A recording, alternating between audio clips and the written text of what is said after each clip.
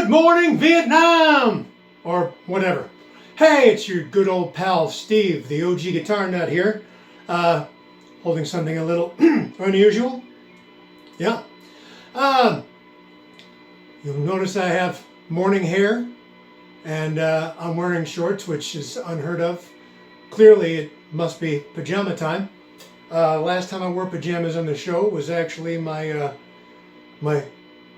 footy pajamas with the zip up the front, and that was a big hit. Speaking of things that are a hit, it's been a while since I've gone off on a rant on the channel here, so now's as good a time as any. Listen, folks, this is directed to those of you out there that might have YouTube channels of your own. I've said it before, I'll say it again.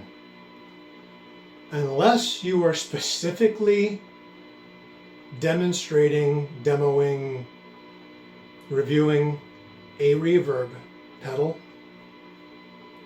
or the reverb function on an amplifier, leave the goddamn reverb off.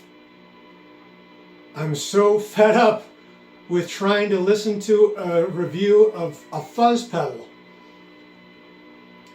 and just a touch of reverb. No! I want to hear the pedal. I don't want to hear your reverb. Now, I realize this is a controversial opinion, but reverb sucks! I hate reverb. Can I just say that? Sorry.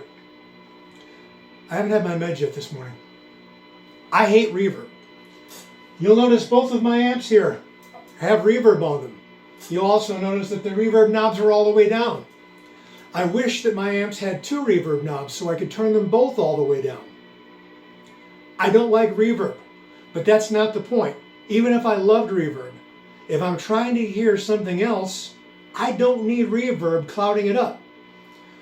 Another thing, I recently had to make a cross-country drive from Anaheim, California, back here to Nashville, Tennessee, for work.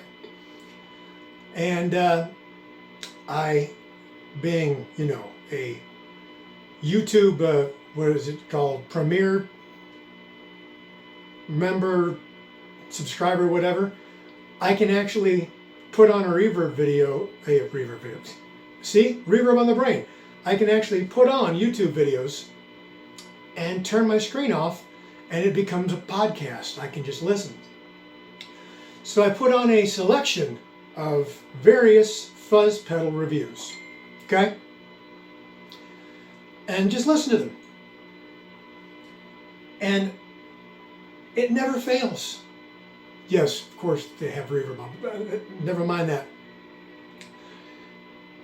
They say, oh, we're here today to review the Satan's Nutsack by Hella Crushing Industries.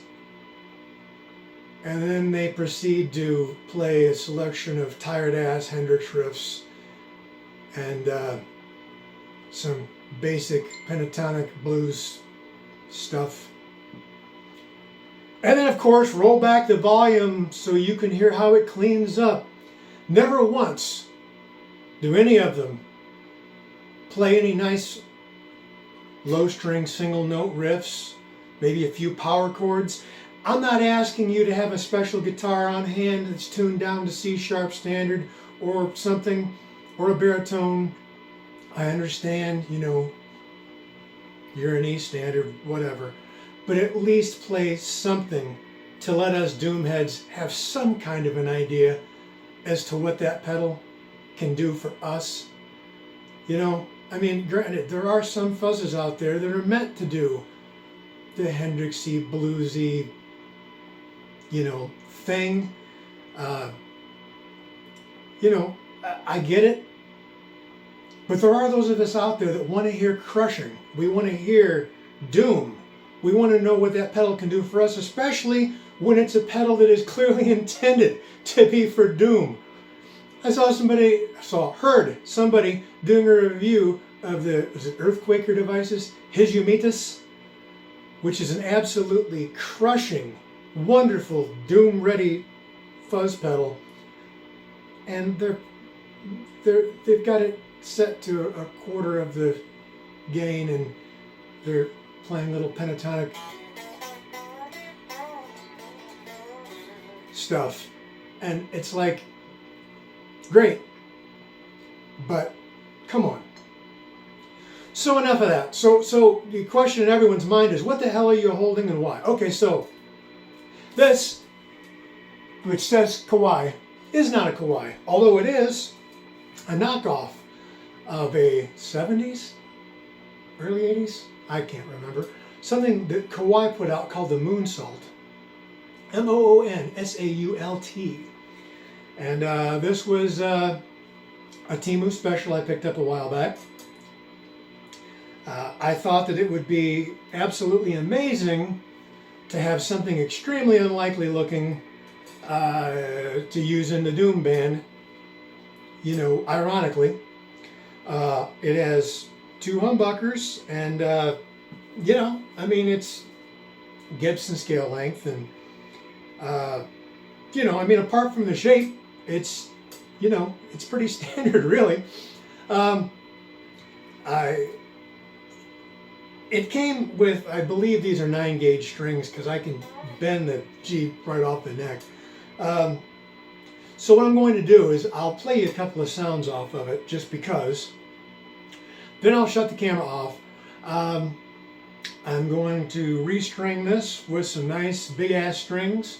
And I can already tell you in advance that I'm going to lose these fake drovers, because they're absolute shite. A couple of them tune way too easily, a couple of them turn way too difficultly. Is that a word? If it isn't, it should be. They're terrible tuners. But a while back, when I had some TEMU credit, for reasons, I bought 5 or 6 sets of Geiger locking tuners in various finishes, meaning gold, black, and chrome / nickel, whatever. I think I'm going to put one of those on, really hoping that the holes line up. I don't feel like doing any drilling, but I will if I have to. But anyway, so here we are with 9-gauge strings and tuned all the way down to C-sharp standard. So if I bend it, not if, when I bend this out of tune, you'll understand exactly why. Now, I will tell you that this thing balances wonderfully standing up on a strap. Sitting down, it's a little more complicated. You kind of have to stick this horn under your leg, sort of. Well, you don't have to. You could have the strap way up here, but this is a difficult to adjust strap. So regardless, I'm meandering. Let's listen. I've got the standard rig over here, which is of course the JC40 and the 1972 Custom Hustler. The rig of doom, as it were. And we've got it nice and loud, so just so you can hear.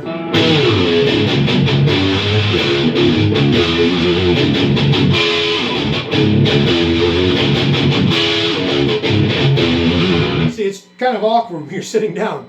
If you're standing, it's just fine. But anyway, so bridge pickup.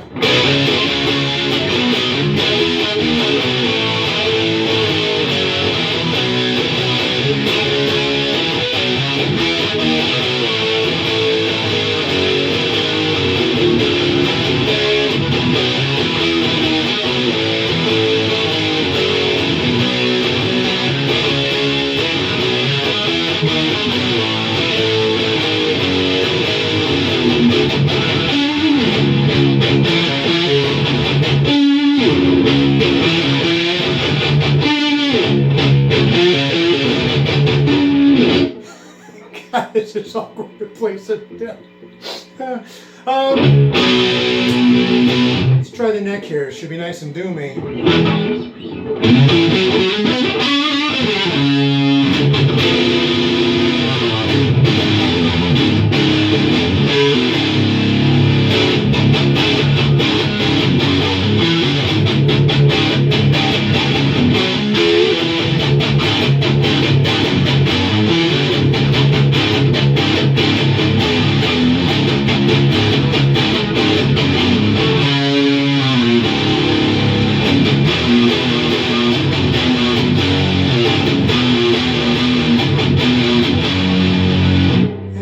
For the sake of being complete, here's the middle position.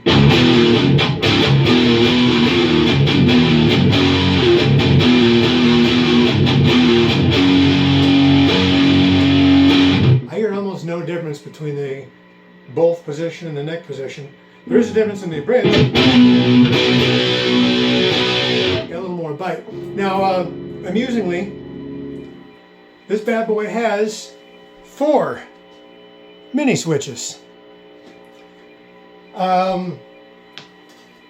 While I've got this apart to restring it and whatnot, I'm going to take this back plate off. I suspect they're literally there because the original had 4 mini switches. I don't think they're wired to anything. I don't think they do anything. I've flipped them all in every direction, both with clean and dirty, with every pickup selection. I hear no difference whatsoever. So I'm going to open this up on camera for you guys and let you see if indeed they are wired, and if they're wired to anything. If they are in the circuit, I think they're just there. I don't think they actually have like capacitors attached or anything. I don't know. I don't hear anything.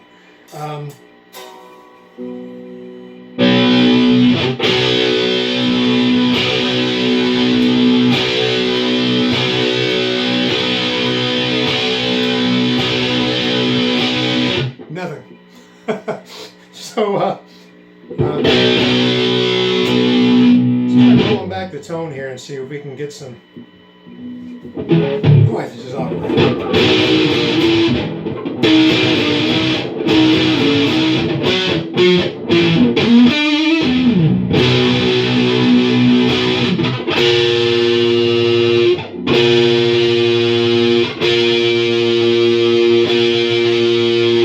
Interesting tone control. I hear it make a change, but not the kind of change you would expect. Which is to say, it sounds like on an average guitar, the difference between being on 10 and being on 7, which could be useful. I mean, it's, you know, it's pretty seldom that I actually find myself wanting to make my guitar sound like there's wool over it. Anyway, but so yeah, TEMU Moonsault. You can't call it a Gibson because, well, it's not a copy of a Gibson. It's a copy of a KAWAI. So anyhow, I shall keep you no longer at this juncture.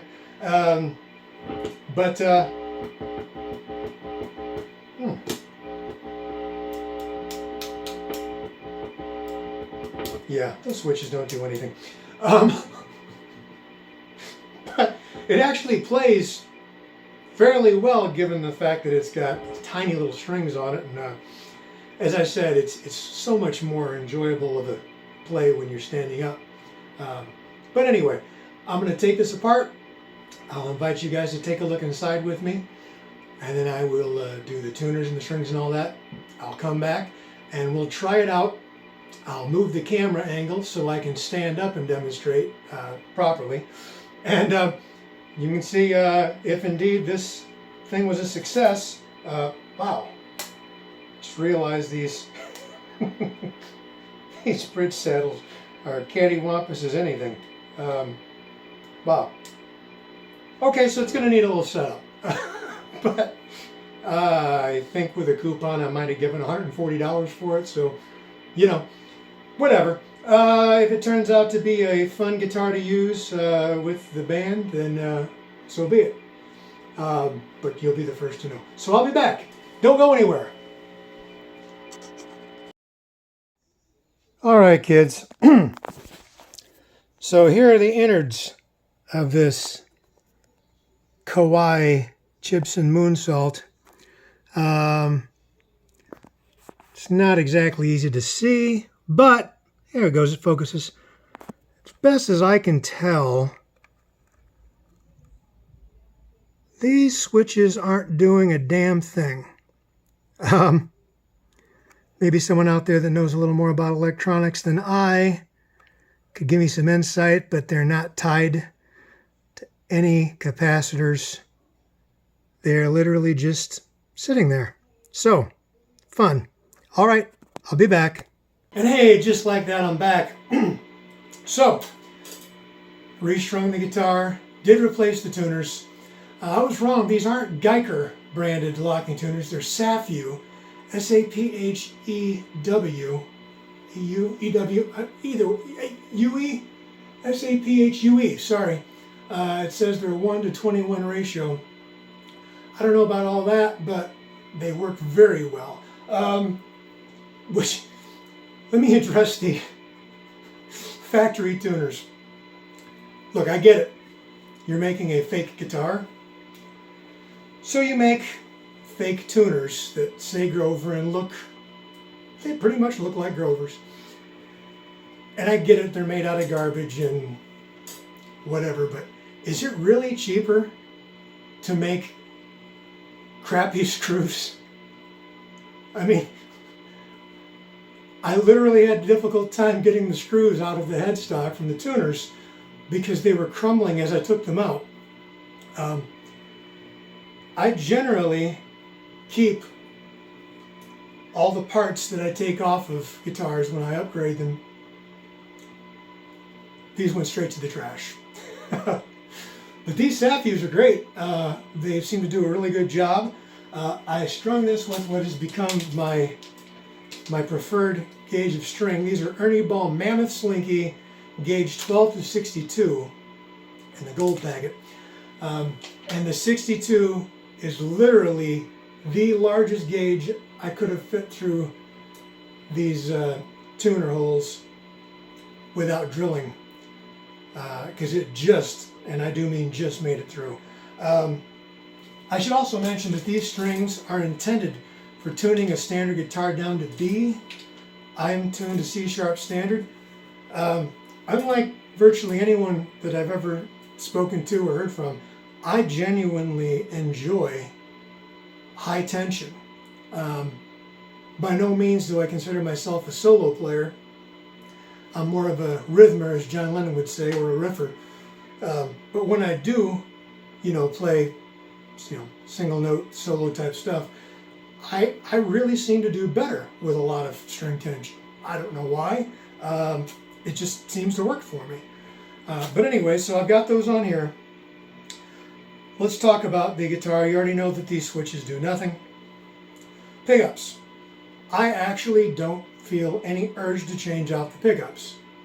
Now, everything else, as you've probably heard, most of these Chinese knockoff guitars are good platforms for making a good guitar out of. You'll want to change this tuners almost always. You'll probably want to change the nut.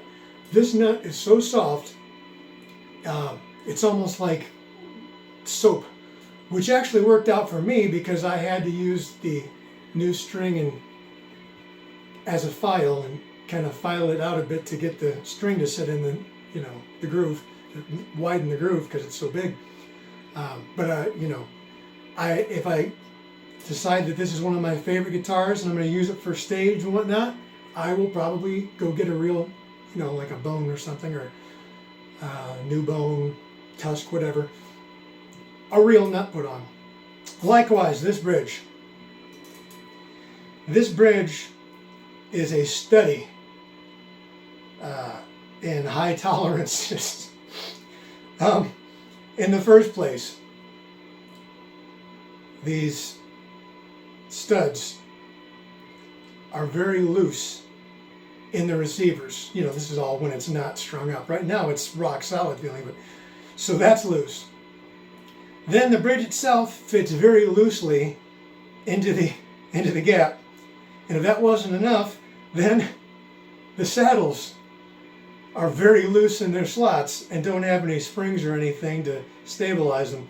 So everything about this is like a rattle trap until you get it strung, especially with these big ass strings and the high tension. It seems like it's basically rock solid now, but it's just funny. Again, something that would probably get replaced in the future if I decide that I love this guitar. What else would I tell you? Oh, I did all my usual things that I do when I, restring and set up a guitar. I polished the frets with a fret eraser. The 1500 grit one that I always use, or just polishing. Not that these frets were rough in any way. They weren't. But they were a bit tarnished. I'm guessing on the long boat ride over here from China, it must have caught up with some sea air or something, because they were, they darn near looked brass with patina, and they shined up real nicely. And of course, I lemon oiled the fingerboard. Looked a little dry, much better now. So what you wanted to know, I found a shorter strap, so that's why I'm able to sit down and play. It does balance. Now, you get some sound here. As I said, I don't really feel any need to change the pickups. They aren't microphonic, which is amazing in itself, because I've got some volume here.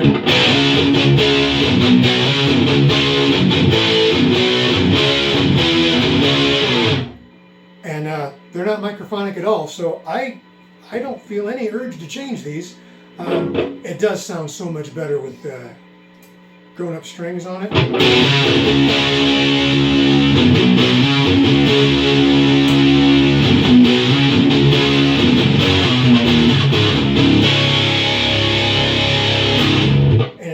Usable neck pickup. If you're playing Sabbath type stuff, the neck pickup actually sounds, well, I hesitate to say better since sound is subjective, but more authentic, to use Gibson's favorite word. Shout out to Mark Agnesi, who I guarantee isn't going to see this video. But yeah.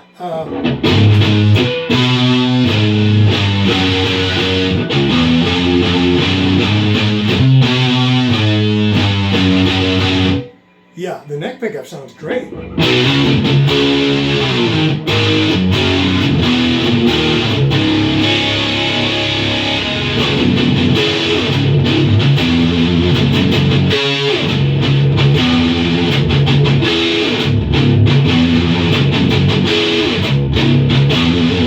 So I'm really quite happy with these pickups, strangely enough. You know, hey, if it ain't broke, don't fix it, right? So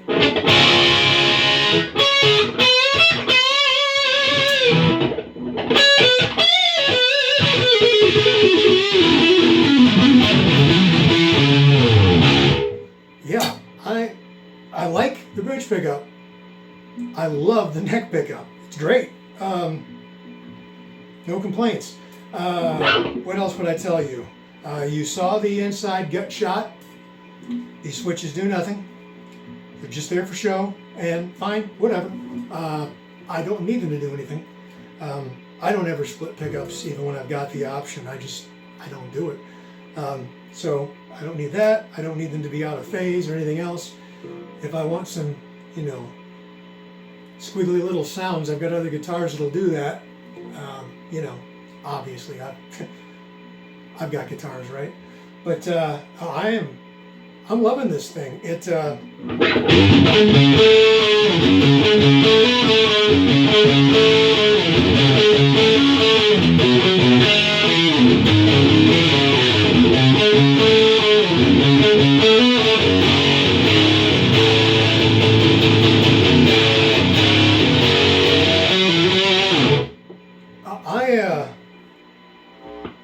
I'm quite happy with it. Seems like it might have a little bit of a ground issue, easily enough fixed.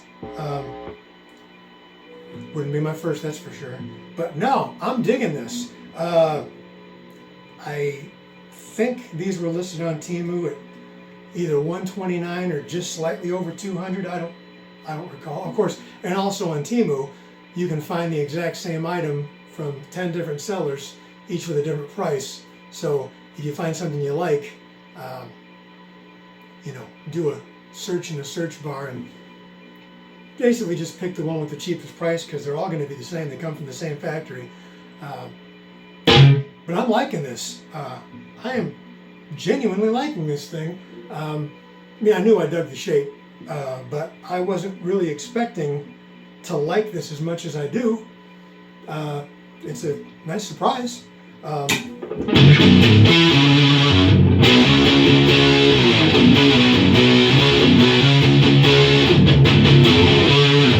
Yeah, wow. I probably will eventually do those upgrades I mentioned. A new bridge and a new nut. That is assuming I determine that it needs it later. At the moment, again, if it ain't broke, right? So speaking of broke, I'm tired of being broke. I am back to work, for those of you who are keeping up. Also, I would like to see this channel grow. You know, rather than complaining about not seeing the type of pedal reviews I want to see, maybe we can grow this channel big enough to where the companies are sending me their pedals to review, and then I can give you the kind of demonstrations that I want to see. And you know, it's not like I'm not capable of, you know, giving you your, you know,